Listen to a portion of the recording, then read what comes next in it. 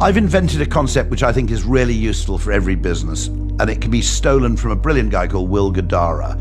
He wrote a book called Unreasonable Hospitality, and he tells the story in that book of how he took 11 Madison Park from number 50 in the world to number 1. He does the opposite of what most people would have done. So he takes cross-section of his staff from the kitchen, from the front of house, etc., to dine at the number 1 restaurant in the world. At the end of the evening, they're all talking about what impressed them.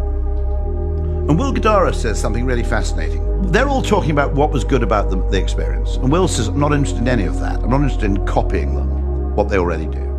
I want to know what about the experience was slightly disappointing.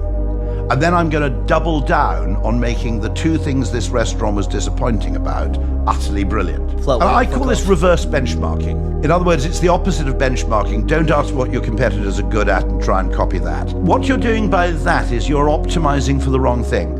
I would argue, and I would as an advertising guy, you should optimize for attention. In other words, make a difference where people notice.